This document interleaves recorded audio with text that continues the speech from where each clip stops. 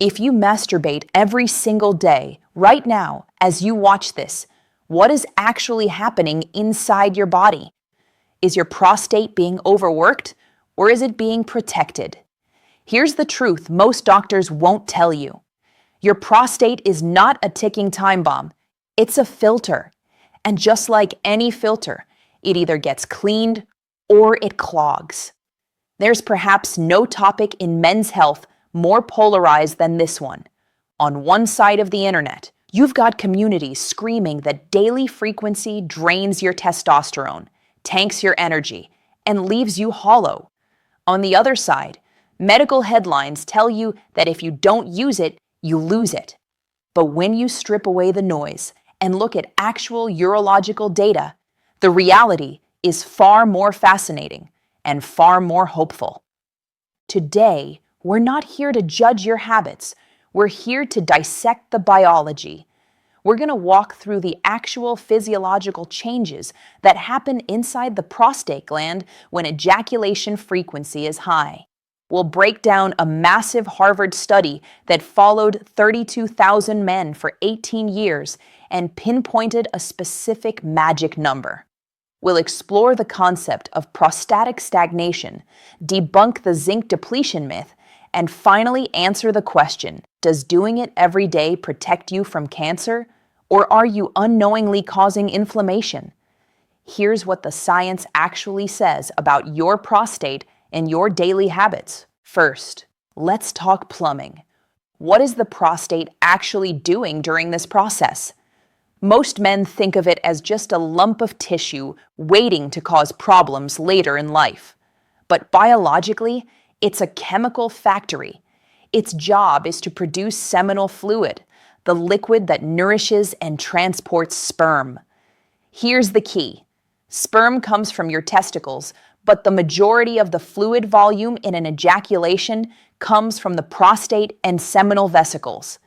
This fluid is packed with zinc, citrate, and enzymes like PSA. When you masturbate, the prostate produces this fluid. When you climax, the smooth muscles of the prostate contract forcefully to push that fluid into the urethra.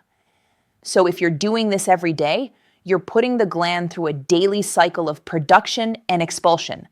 Urologists call this prostatic fluid turnover. Think of the prostate like a sponge. If a wet sponge sits on a counter for weeks without being squeezed, the water inside becomes stagnant. It accumulates debris. But if you squeeze that sponge out regularly and let it absorb fresh water, the internal environment stays clean. When you masturbate daily, you're forcing high turnover. You're constantly emptying the ducts and forcing your body to synthesize fresh fluid.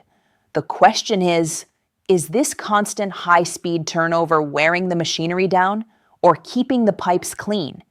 This brings us to the most significant piece of evidence we have.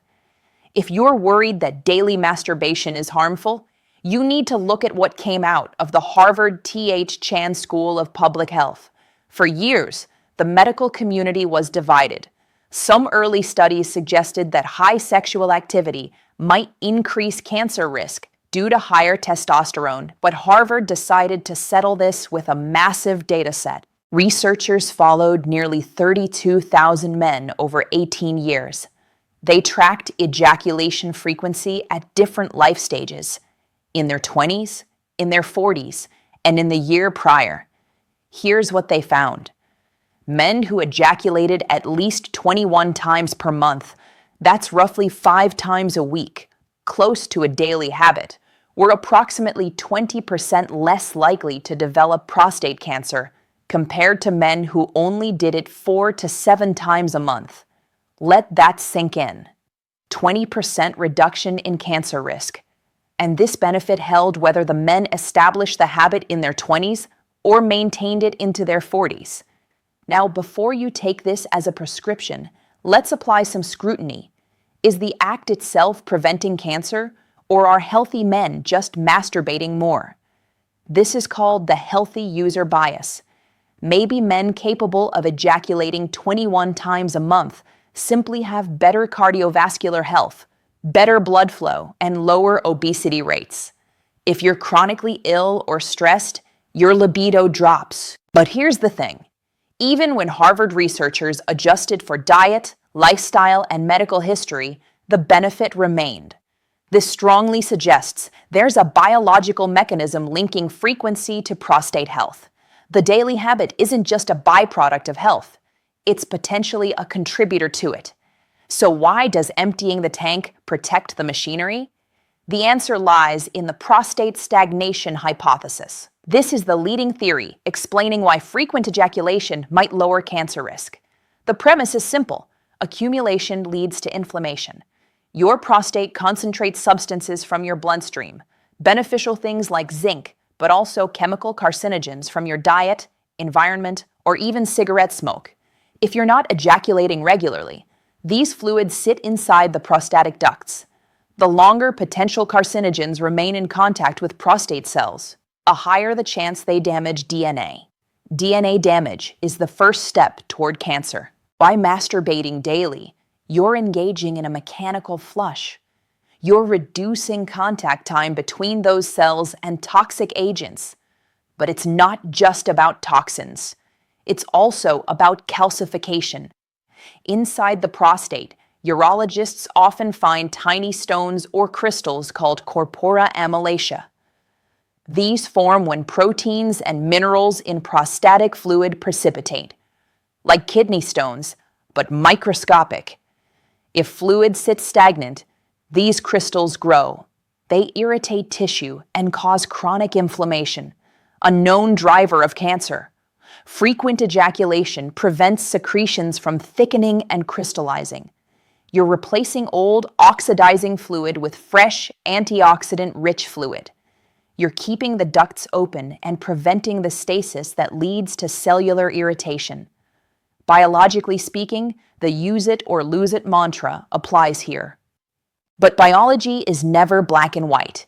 While Harvard's data suggests protection, urologists also treat men suffering from overindulgence.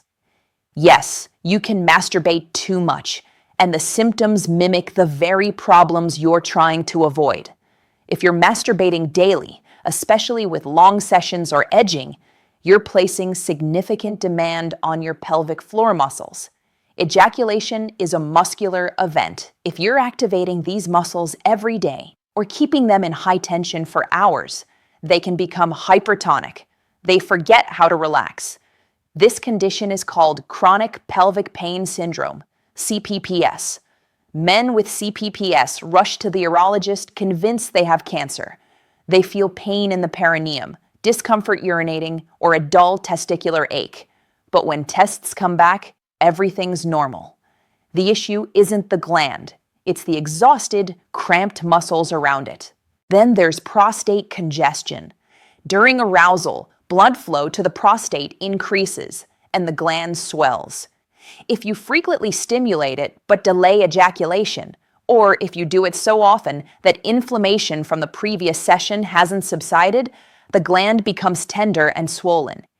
Paradoxically, by trying to clear the pipes too aggressively, some men induce inflammation through mechanical overuse. Beyond the prostate, there's massive anxiety about the biochemical cost, specifically zinc and testosterone. Let's separate folklore from physiology. Yes, your prostate contains the highest concentration of zinc of any soft tissue in your body. And yes, seminal fluid contains zinc. The theory is that daily ejaculation depletes this mineral, leading to fatigue and brain fog. But when we look at the numbers, this fear is exaggerated. An average ejaculation releases a few milligrams of zinc. The recommended daily intake for men is 11 milligrams. Unless you're severely malnourished, your body easily replenishes this through a standard meal. You're not wasting away. You're utilizing a resource your body is designed to replenish. Then there's testosterone. The belief is that abstaining makes your testosterone skyrocket. There's a famous 2003 study showing testosterone peaked at 145% of baseline on day 7 of abstinence. But here's what people ignore. On day 8, it returned to baseline. You can't hack your way to superhuman testosterone by not masturbating. Conversely, daily ejaculation doesn't permanently lower testosterone. Sexual arousal itself can acutely raise testosterone. Your body is designed for continuous function. So where does this leave us? When we weigh the fear-mongering against clinical data, the verdict is clear.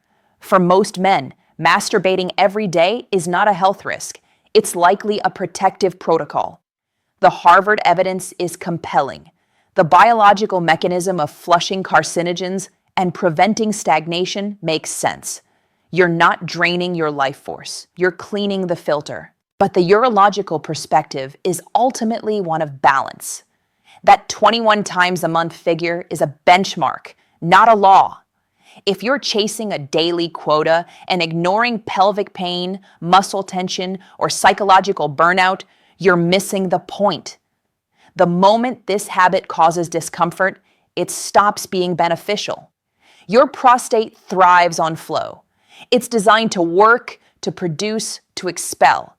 It does not benefit from stagnation. Listen to your body. Keep the system flushing. Watch out for tension. And rest easy knowing that in this case, using the machinery is exactly what keeps it running.